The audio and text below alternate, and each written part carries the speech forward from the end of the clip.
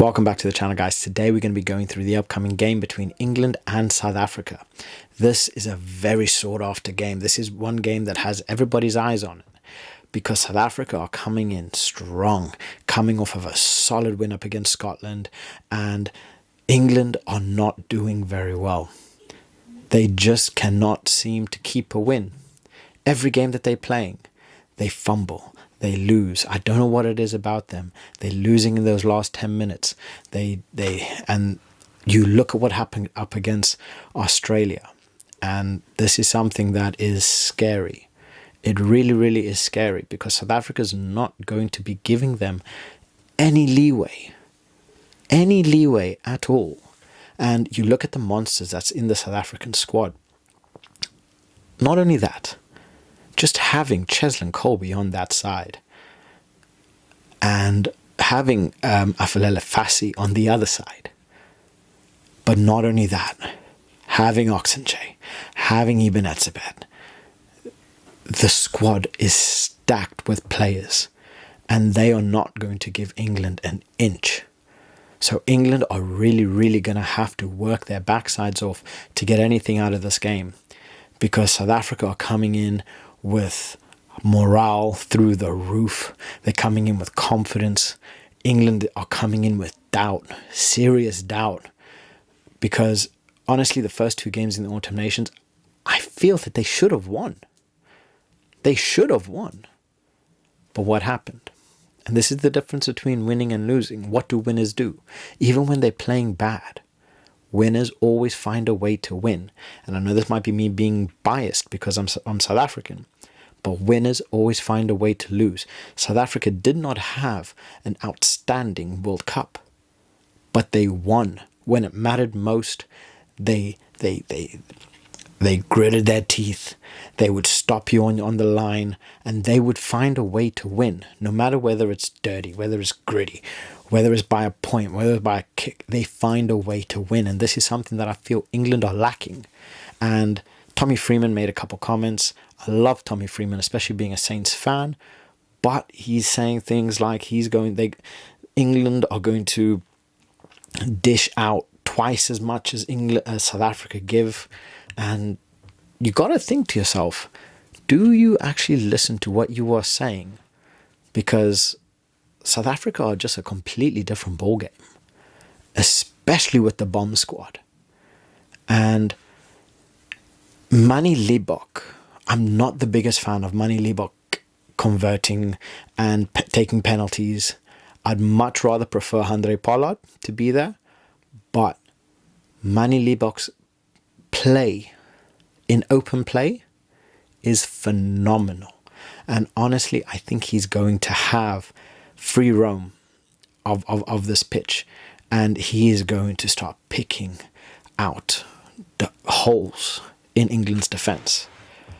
But now, saying that, England also have monsters in their side, and one of my favorite players that I love watching is Marcus Smith, because I honestly feel that he's a player that can break defenses. And I feel he, out of everybody, he's going to be the one that is going to break down South Africa's defense. So Marcus Smith is really, really going to have a spectacular game to really get anything out of South Africa. I feel if Marcus Smith plays his game and plays to the best of his ability, really with playing off of those cross-field kicks, playing with the punts, the smart, back passes, really finding those key spaces in South Africa's defense, which they're not going to leave much. So that South Africa might struggle, like really struggle, because lineouts, I feel South Africa will dominate the lineouts and the scrums. But England are also pretty good when it comes to the scrum. So if they are able, about the lineouts. So if England are able to steal lineouts from South Africa and then start playing, gaining momentum, I feel that they could put a lot of pressure on South Africa that way. But I do still think as a unit, as an entire team, South Africa are there. South Africa are better. So I don't know of many England players that you could honestly fit into the South African squad, player for player, and honestly have English players there. Now, I'm probably going to get a lot of smack for that, but I do feel that that is the truth. If you put player for player, how many players would make it into the South Africa squad? So I'd actually love to hear your thoughts on this. If you can drop it in the comment section below. Player for player, who do you think from England would make it into the South African squad? 1 to 15. Right? Let me know.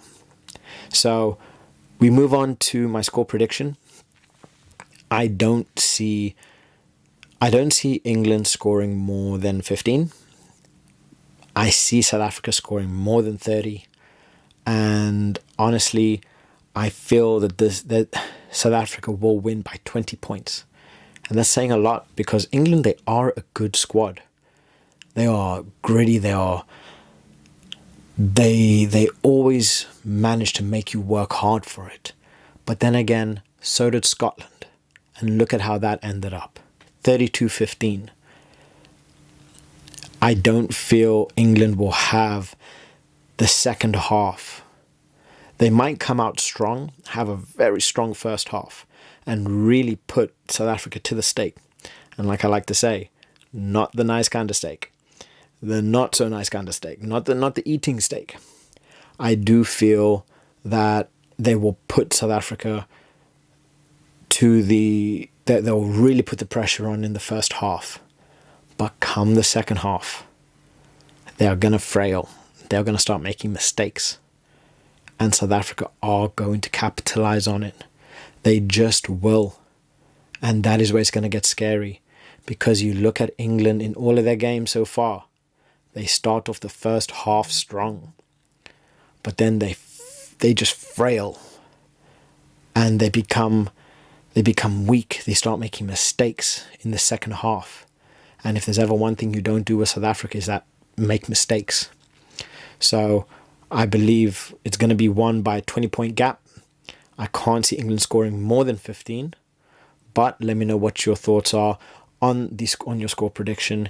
And if you think that England has it to beat South Africa. So let me know in the comments below. Please like, subscribe if you do want to see more content. And on that note, I'll catch you guys in the next one. Bye.